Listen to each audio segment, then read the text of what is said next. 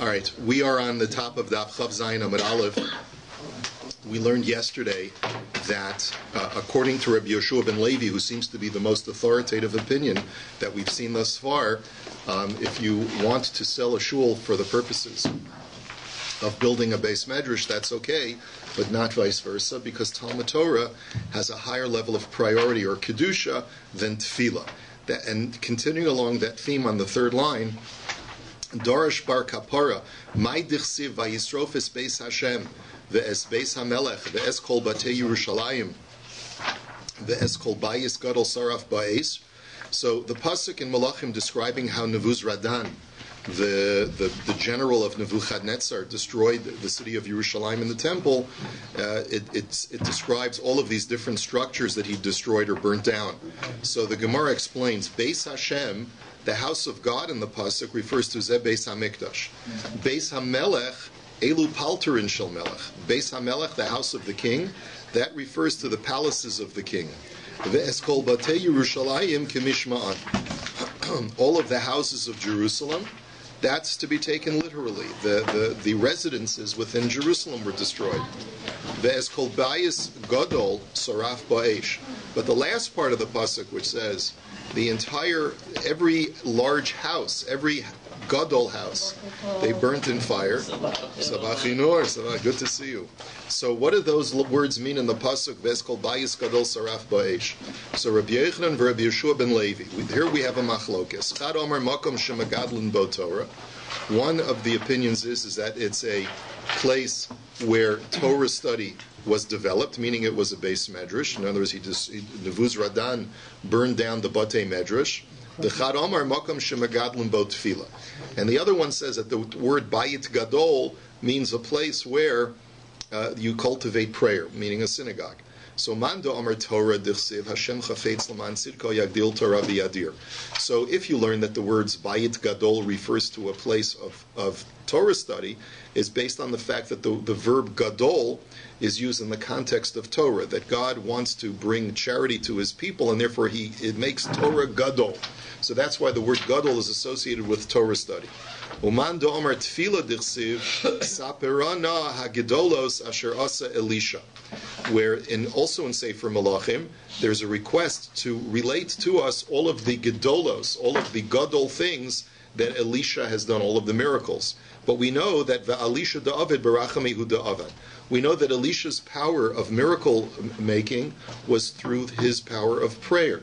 So we therefore see that the word gadol is both associated to Torah study and it's associated to prayer.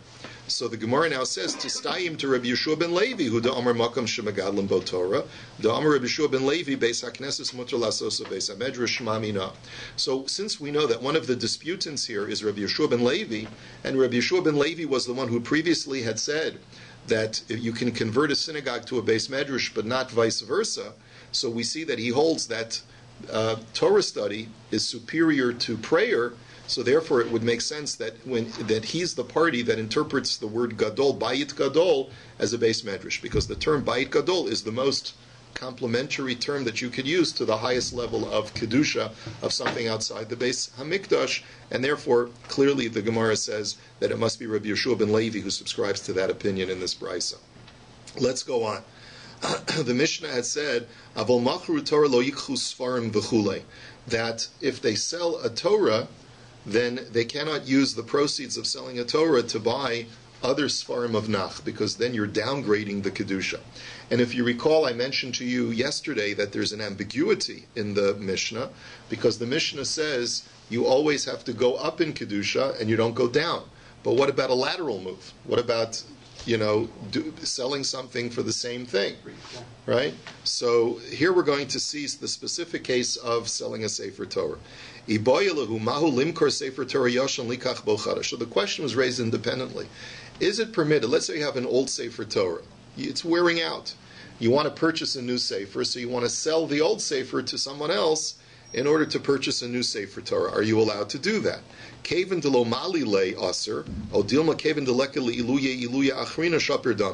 the premise of the Gemara is as follows.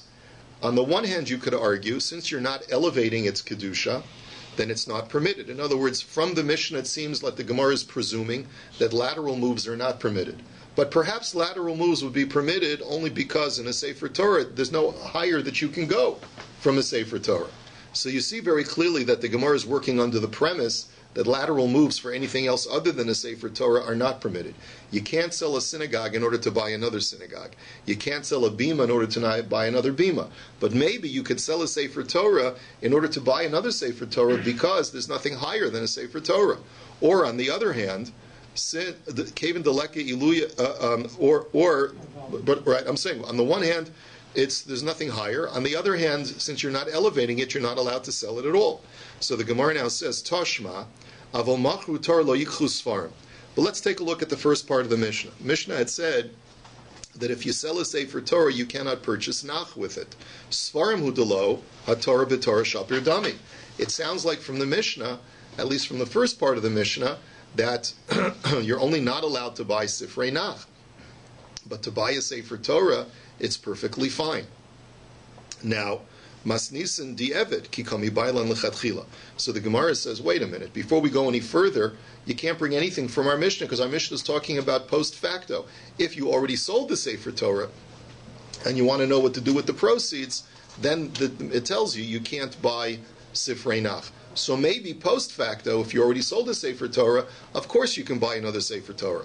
I'm asking lechatchila before the fact, and you want to ask a shayla, am I allowed to sell the old Sefer in order to raise money to buy the new Sefer? That's the question.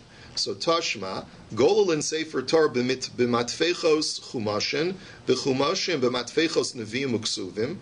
So the Brisa says like this. If you have a Sefer Torah that needs a mantle, it needs a wrapping, it needs a fabric wrapping around it, you can take the fabric wrapping that you had been previously using for a chumash, and you can use a chumash, meaning a scroll that only has a portion of the Sefer Torah, and you can use that to wrap a full Sefer Torah, because you're taking the mantle and you're elevating it, you're upgrading its functionality, right, to a higher level of Kedusha.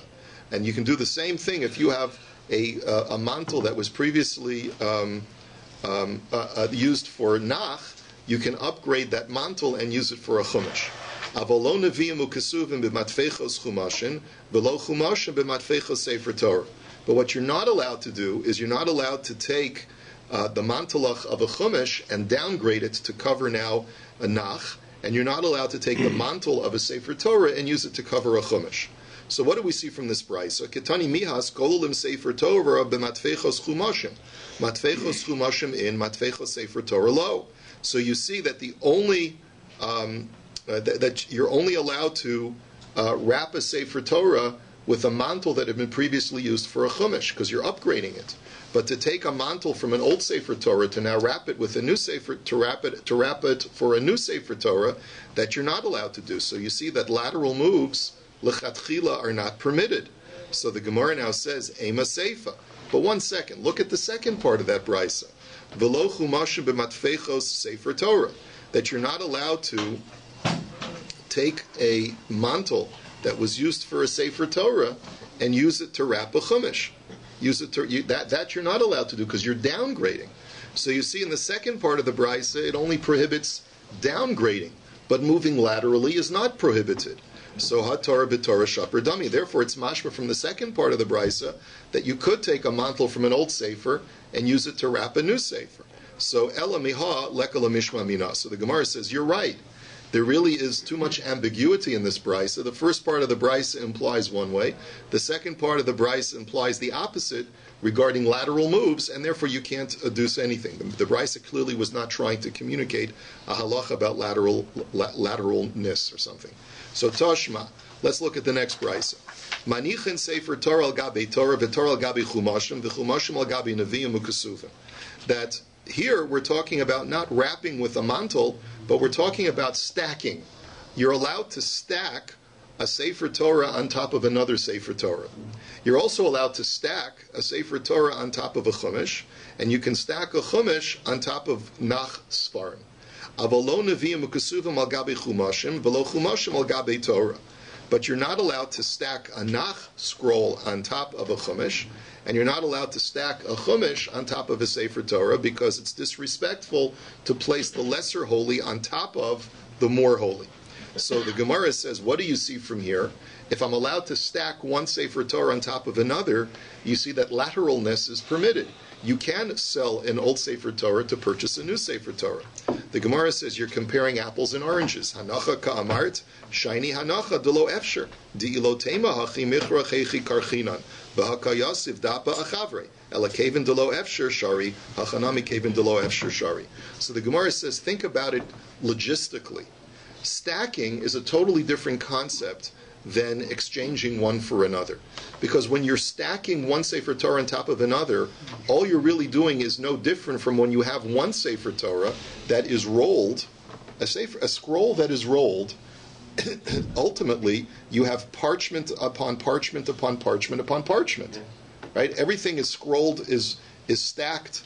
You have multiple layers of scroll that are stacked on top of each other, if you were to take just like a cross-section view of the scroll. And why is that permitted?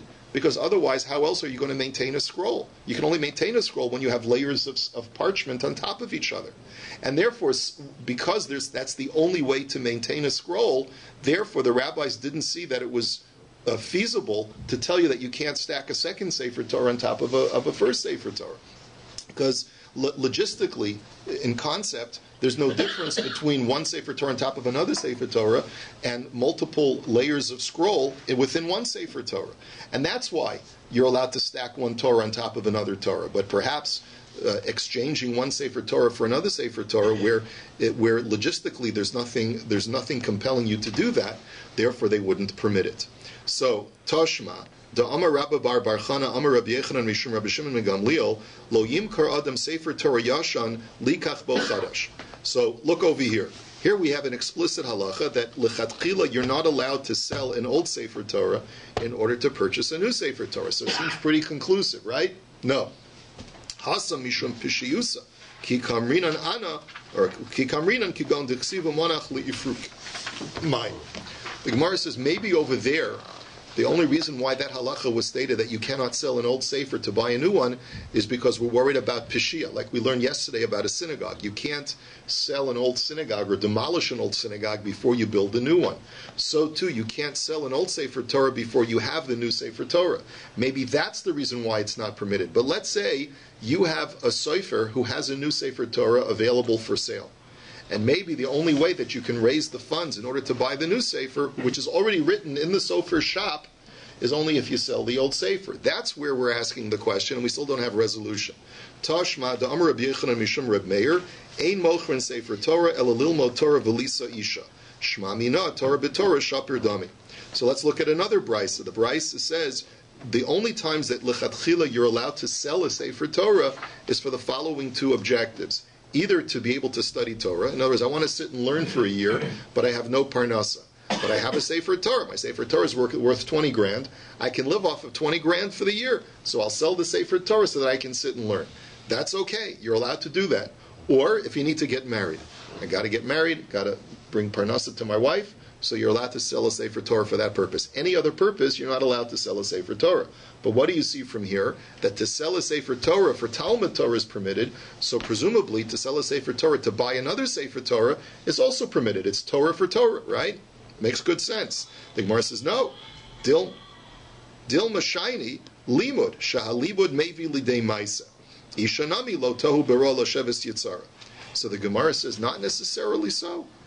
Maybe it's different. Maybe the only reason why you're allowed to sell a Sefer Torah is because it's going to bring you to learn Torah. Maybe learning Torah is a much more noble endeavor than just having a Sefer Torah in your house, right? So therefore, because why? Because learning Torah brings you to perform mitzvahs. Whereas maybe we wouldn't permit you to sell a Sefer Torah just to be able to purchase another Torah to have to keep, right? So therefore, you have no proof from there. And similarly, we allow you to sell a Sefer Torah to get married because you're fulfilling the purpose of creation. Like the Pasuk says that the whole objective that God had in creating the world was for man to procreate and to propagate the world. So therefore, those are the most noble of objectives. But maybe to sell a Sefer Torah in order to buy another Sefer Torah is not the most noble, doesn't rise to that level. You're not taking away the Kedusha from the Torah. Like, what is the problem? Of course you're not, but you're treating the Torah with disrespect. You're treating it with disrespect. It's not It's not a mercantile object. It's not meant to be traded and sold.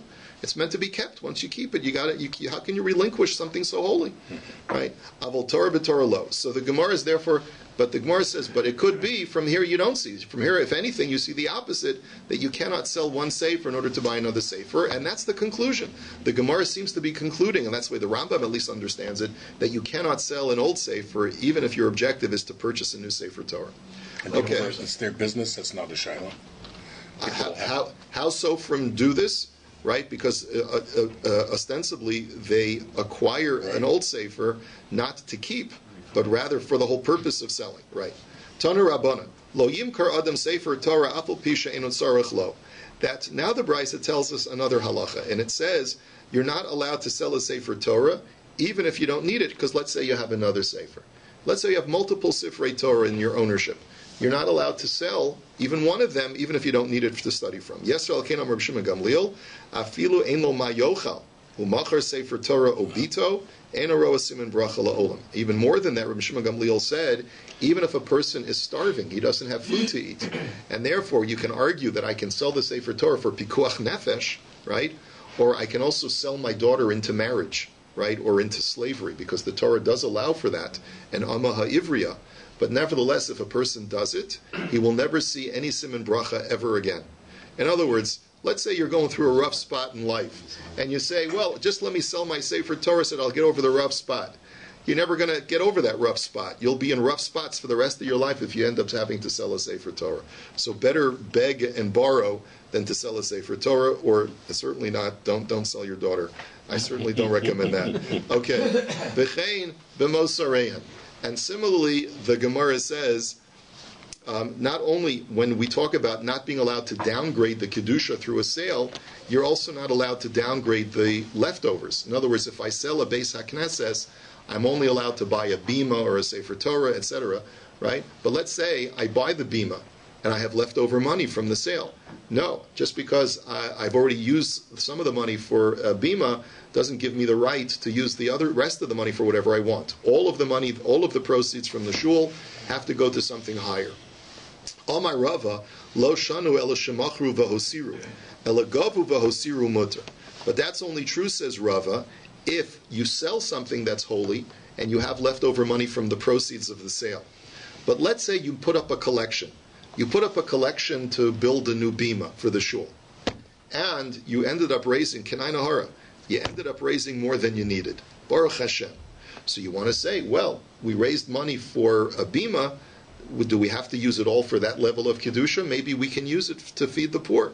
So you're allowed to use it as long as there are other conditions that have to be met here as far as the understanding of the kahal. But there's no restriction as far as the kedusha on that money. Since the money had not been extracted from something that was previously holy, the money does not have any inherent kedusha in it if there's left over after you put up a collection.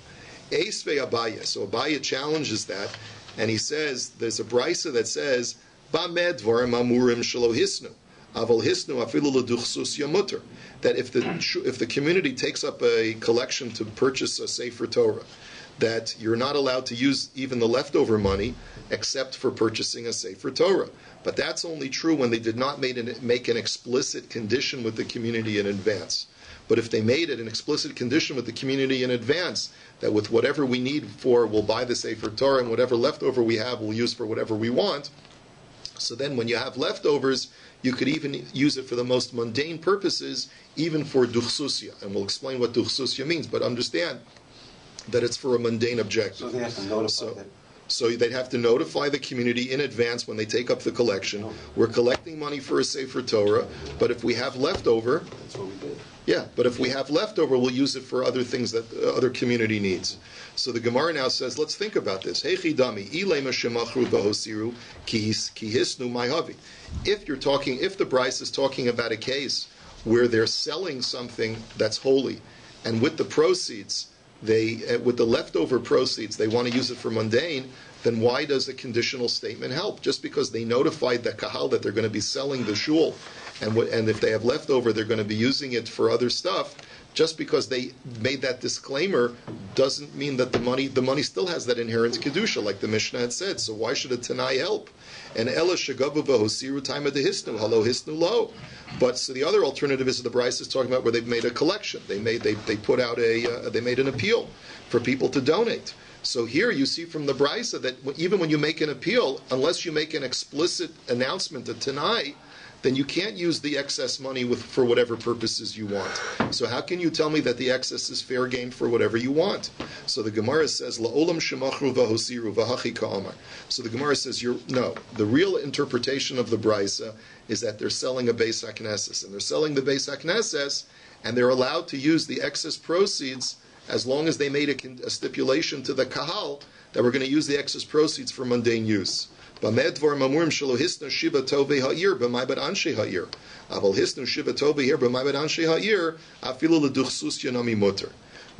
what we mean when they say they made a conditional statement, they made a tanai, is like we learned yesterday from Rashi. Rashi told us that when you sell a shul, both the shul and the proceeds retain an inherent kedusha in them, except if you did it with the city council's ratification.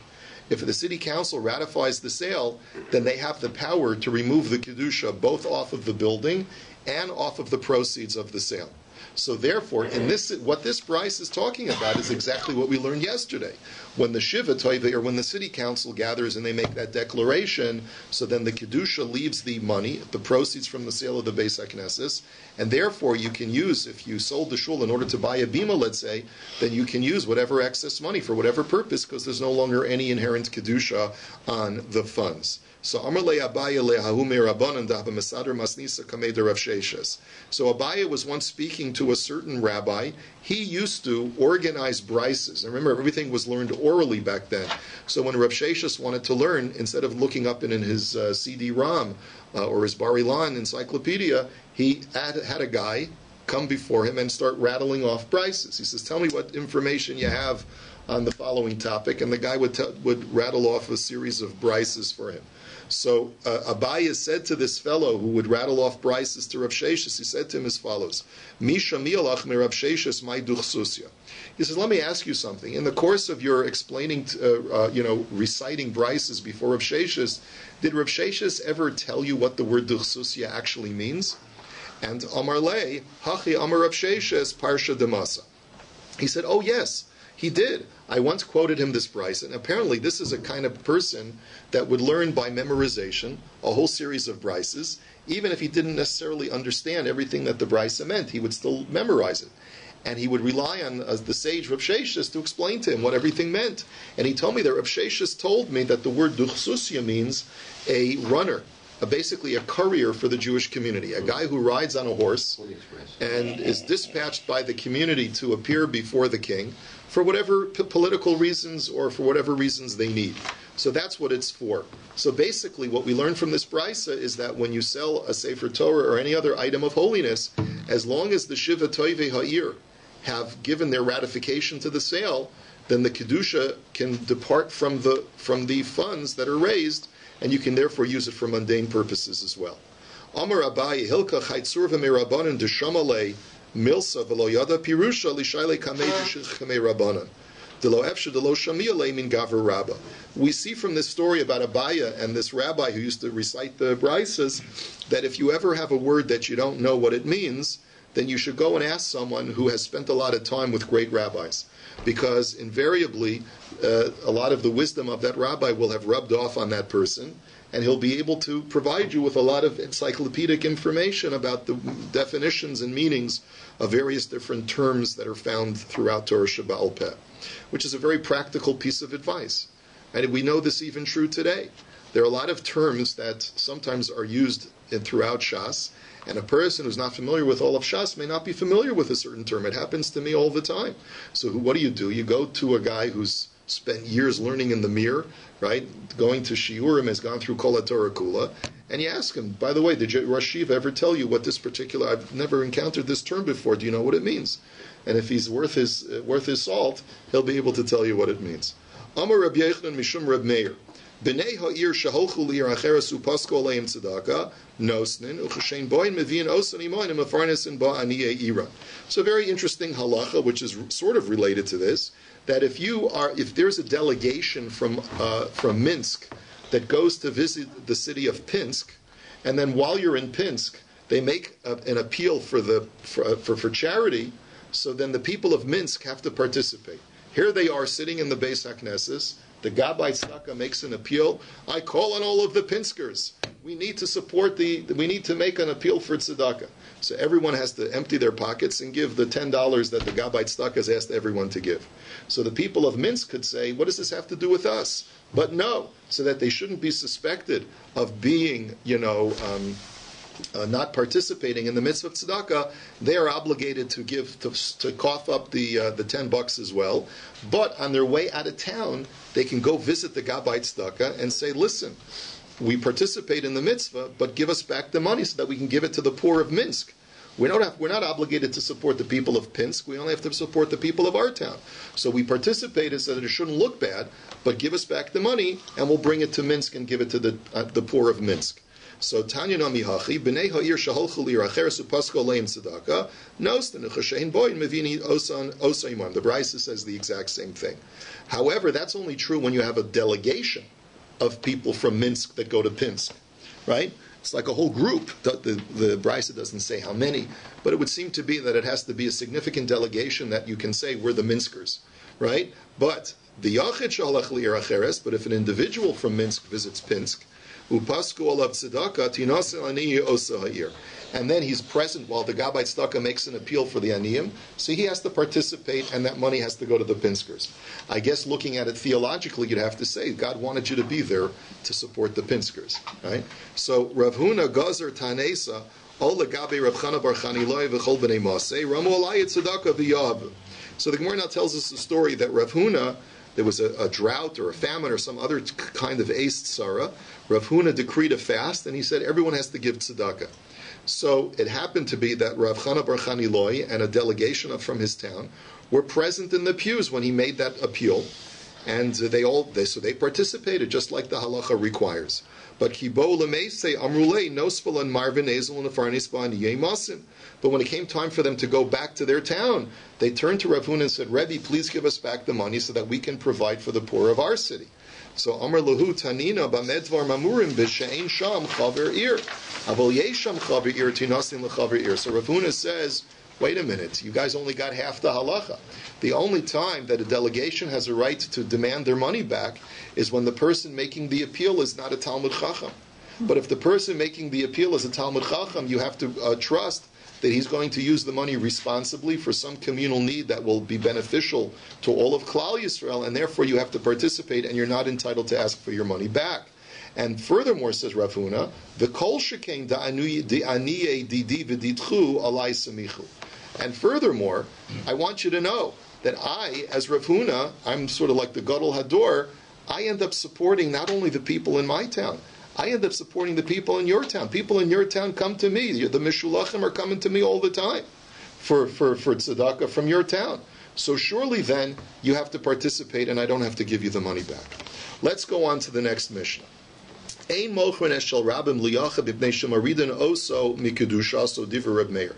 So Reb Meir tells us another limitation, and that is that when you sell a Sefer Torah, you have to make sure that you're selling it to someone who's going to use it with the same functionality that which it had been used previously. If we used to use the Sefer Torah in a shul where we would lane from it in front of a tzibor, so if I'm selling it to a private party, that's disrespectful to the Sefer Torah. I have to sell it to someone who's also going to be using it for public Torah reading. It has to be sold for tzibor. If it's sold to a yachid, that's not okay. So Amrulo, Imkain Aflo Meir Gedola Li'ir Katana. So the rabbi's response to that is, no, we disagree, Reb Meir. Sell it to whomever you want. Because if you were going to have that kind of limitation, then you'd have to scrutinize whether it's being sold from a big city to a small city. Because in that situation, you're also downgrading the honor of the Sefer Torah. If the BAYT were to sell a Sefer Torah to a shul that only has 500 members instead of 800 members, so then we'd be doing a dishonor to the Sefer Torah. So therefore, the rabbi said, no, sell it to whomever you like. The Gemara now says, Shaper Kamri Le Rabbanan Le Reb Meir. So what's Reb Meir going to respond to that? The Reb Meir Meir Gedola Leir Ketana Meikar Kadisha Ashnanami Kadisha, but Meirabim Liyachad Leka Kedusha. Reb Meir's response is like this: as long as you're selling it from one seaboard to another, from one public group to another public group, you're retaining the functionality of it being read in a communal setting, and therefore it retains its initial kedusha. But if you're selling it from its functionality being for a group, and now it's only being sold to a single person, he's not going to be able to read it b'tzibur anymore. It doesn't have the same level of kedusha. So the Rabbanan, and the Rabbanan's response to that is, if you have to worry about the honor of the Sefer Torah, its reduction in kedusha, then you should also worry about the imperative of Barov Hadras Melech, that the more people there are, the greater the honor there is to the king. And therefore, if you're going to sell it to a smaller shul, it's less honor to Hashem. And therefore, they conclude that there is no such criterion. You can sell it, once you have a heter to sell a Sefer Torah, the question is, how can you sell a Sefer Torah if it's, if we just said before, you're not allowed to sell a Sefer Torah. So there must be some circumstance in which you would be permitted to sell a Sefer Torah. Or either that, or our Mishnah is not talking about a Sefer Torah at all, but rather it's talking about some other function. Let's say you want to sell a bima, or you want to sell a mantle of a Sefer Torah, or you want to sell an accoutrement, some other accoutrement. Says a shul. A shul. Selling a shul. Selling a shul for, let's say, private prayer. Yeah. Okay. So maybe he's not talking about a Sefer Torah, but the bottom line is that it's not being used by the public anymore. It's only going to be used by a yachid. So Reb Meir says it's asur, and the Chachamim say it's mutter. Let's go on to the next Mishnah. Now remember, someone had asked yesterday, what did the shul do? What did the BAYT do when they moved from the houses to what we have now, our amazing structure? How did we remove the kedusha off of the initial houses in order to allow them to be used as regular residences, whereas before they were a synagogue? So Rabbi Taub sent me a very long email, because he remembers very clearly, he tells me, about what was done. There's a number of tshuvas from Reb Moshe.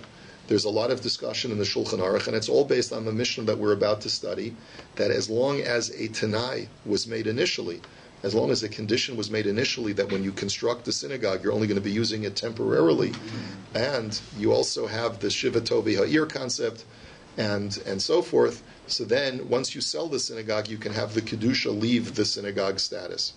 Ein mochrim beis hakneses ela al tanai shem yirtzu yachziruhu divrei Reb Meir. So the first thing we learn is that you can only sell a synagogue on the condition that the seller can always buy it back. And the reason is because otherwise it's disrespectful to the structure of the synagogue. By saying here it's a final sale, I don't need it anymore, it's almost like you're discarding something that's holy. And the Rabbi and Reb Meir was very concerned about the appearance of it being disrespectful. So therefore it can only be a sale which is conditional, that I can always buy it back if I need it. V'chachamim omrim mochrin oso memker olam chutz me'arba devarim. And the Chachamim say, no, that's not true. You can sell it outright, final sale, except it cannot be used, once you sell it, it cannot be used for the following four things. It cannot be used for a bathhouse, for a tannery, for a mikvah, and for a laundromat. You cannot use it for those four things, because those are the most disrespectful uses of a structure. I guess, there's nakedness, or, there's a lot of stench, right, in these kinds of things, and therefore it's not permitted if it was previously a synagogue. But Reb Yehuda Omer Mochrin also l'shem chatzer v'halokech ma sheyirtzi yaseh. And Reb Yehuda says, no, go ahead and sell the synagogue for whatever you need it for. You can sell it generically that it should be used as a chatzer, and then the buyer can use it for whatever he wants. The only thing that Reb Yehuda would seem to limit is, you can't say at the time of purchase, I want to purchase your synagogue so that I can make it into a tannery. That you're not allowed to do. But you can say, I want to buy your synagogue plain. I'm going to convert it into a courtyard. And once it's converted, then you can turn it into whatever you want, even if it's going to be used as a tannery. So the Gemara... Not in this list. What? How come a church is not in this list, something about a czar or anything like that? That's a good question. The Mishnah does not address the issue of converting a synagogue into a base of Avodah Zarah. maybe because it never was entertained by the Mishnah, or perhaps because the Mishnah was speaking, practically speaking, no Jew would ever sell a Beis HaKnesses to an Oved Avodah Zarah. Perhaps. But times have changed, obviously, and that's where all of the questions come in, as you know, like in this famous story from Reb Beryl Wine, that his shul moved because the neighborhood changed. They sold it to a Black Baptist church, and then 20 years later, when they needed to move again, in Chicago, they sold it again to the very same church, who also had to move. But at that time of the sale, the pastor said to Rabbi Wine, he said, "Do me a favor, let us look at the plans for your new shul, so that we can start planning ahead." Yeah. The story is a little bit apocryphal. I'm not sure if it's true, but in any event, the Gemara now says, "Ula Rabbi Meir heichi dairiba hahavula ribis." So let's ask a technical question. There's a prohibition of ribis in the Torah. Ribis means that you're not allowed to give loans on interest, right? So the question is as follows: If the Pinskers sell their synagogue to the Minskers, okay? So Pinsk has a synagogue. They sell it to the Minskers. Minsk pays $100,000 for the Pinsk synagogue, okay? Now, Pinsk can always get the money, can always buy it back. So they'd have to give back the $100,000 to the Minskers, and then, so that's a loan. It turns out that it was a loan. Minsk gave Pinsk $100,000 for 6 months, and then at the end of 6 months, Pinsk's guys, they want to give the money back. So that's a loan, okay? But what else has happened? The Minskers have lived in that synagogue, have benefited from living on that real estate, utilizing that real estate for 6 months. There's a rental value to that. Maybe there's a $5,000 value in rentals over those 6 months of having been able to use that synagogue. If that's the case, then not only have the Minskers gotten back their $100,000, but they've also gotten back $5,000 in benefit. So doesn't that turn out that it was a loan with interest paid? They ended up giving $100,000, and they got back $100,000. They got back all of their principal plus $5,000 worth of benefit of using the synagogue. That should be prohibited by the Torah. So why is that permitted? If according to the Chachamim, every sale has to be conditional so that it can be reversed.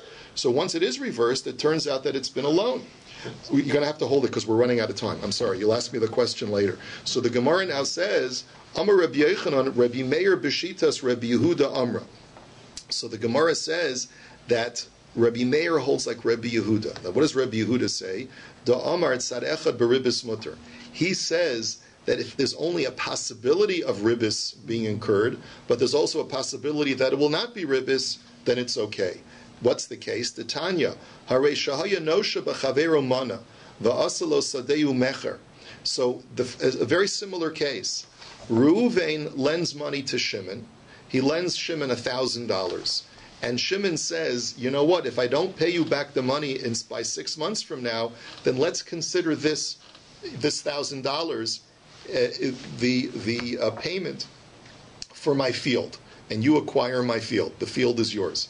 So either I'm selling you my field from now, or I'm borrowing $1,000, which I'll just repay you. So the Gemara says, Bizman shemocher ochel peros mutter, lokeach ochel peros aser.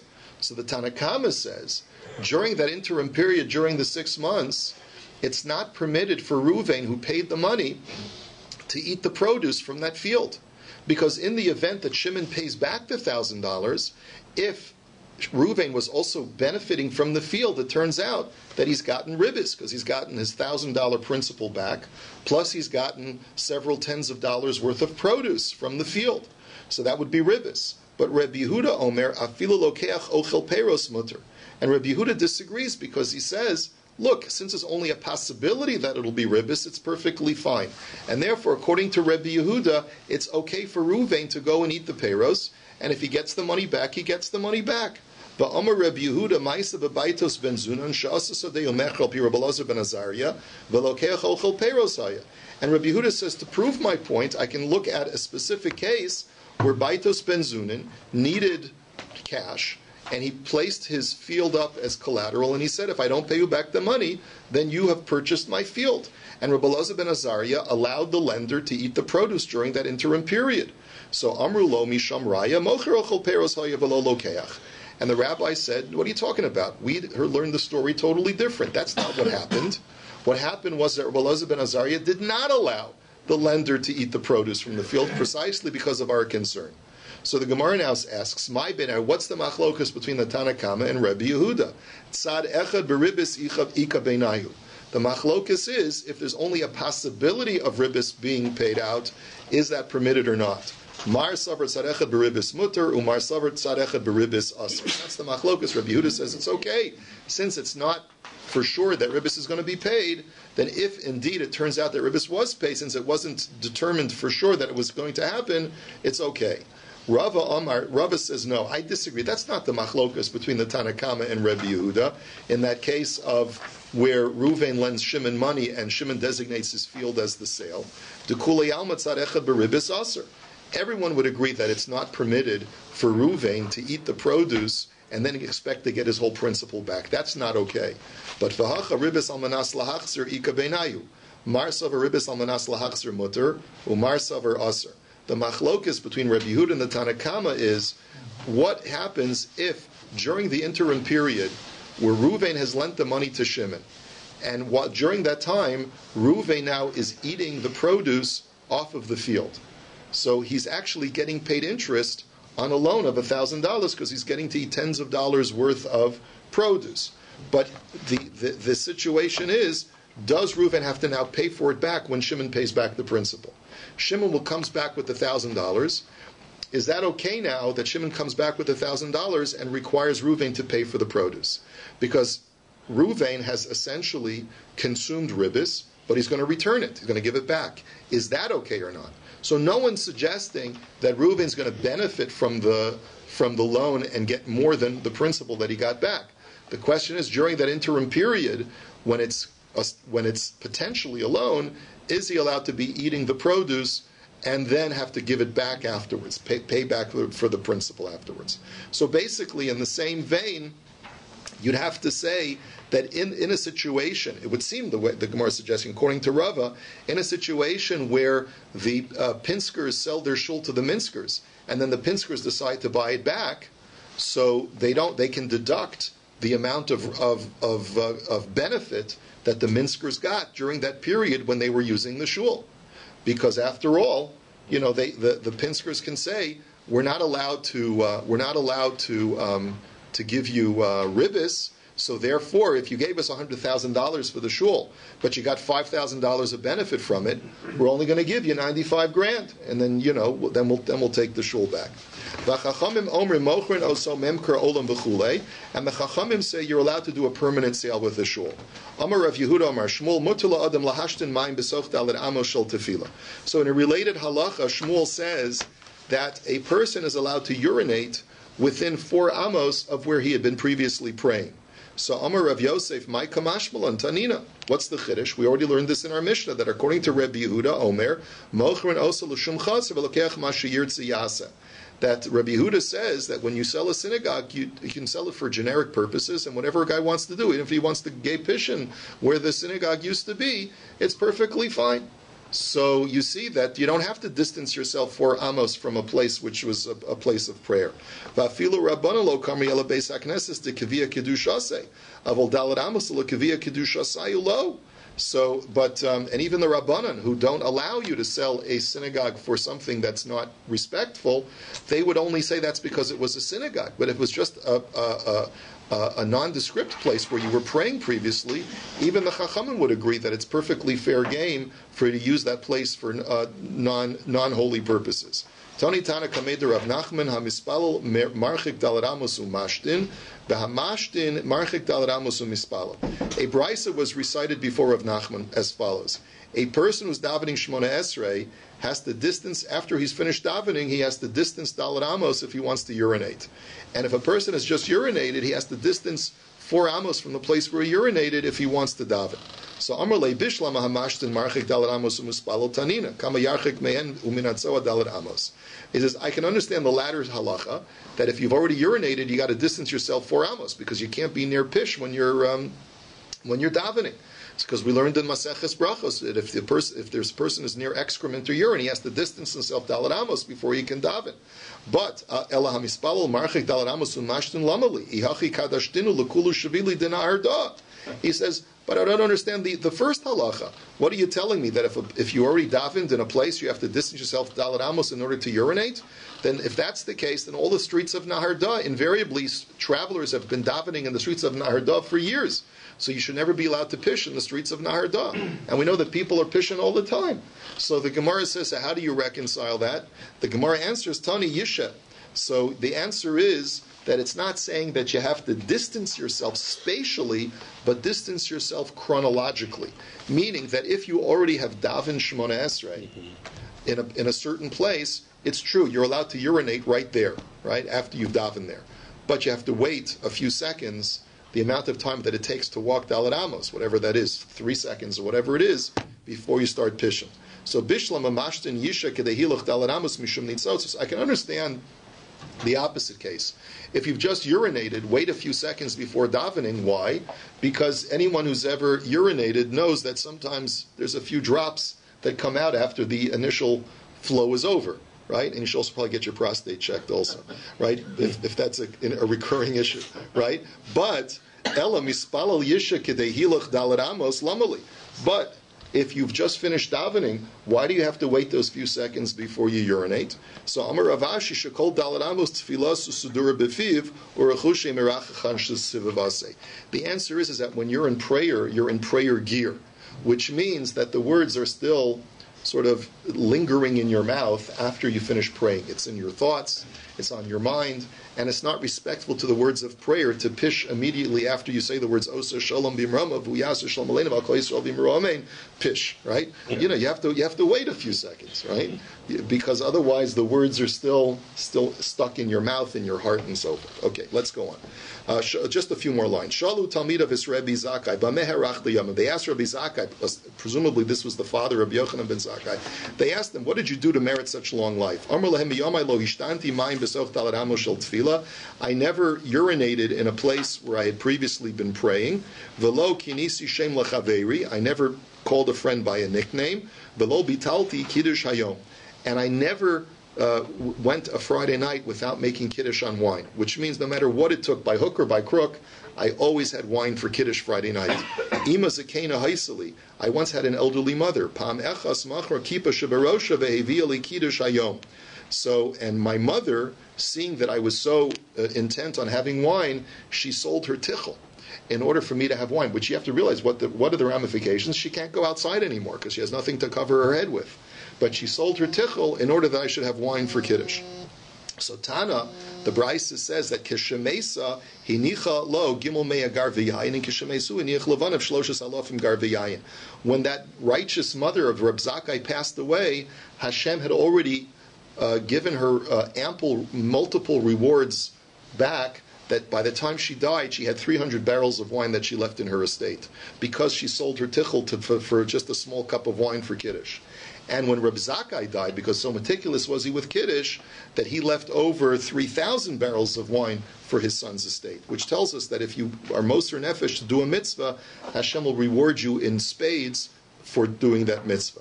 Rav Huna hava asa rita v'koi kamei derav. Once Rav Huna was wearing a piece of elastic around his waist as a belt instead of wearing his regular belt. So Amar le maihai. So Rav says to him, what's going on? Why are you wearing a piece of rubber around your waist? Amar le lo havali kiddusha or yayin lekiddush umashkante lahamyona v'asoi be yayin lekiddush. So he said to him, you know what, Rebbe? It was Friday. I didn't have wine for Kiddush, so I pawned my belt in order to be able to get a cup of wine for Kiddush, and I'm still waiting to buy it back. So Amar le yehi Rava de titom bishiroi. So Rav gave him a bracha, and he said, I know that you sacrificed your clothing for Kiddush. May Hashem bless you that you should be smothered in clothing. That was the bracha.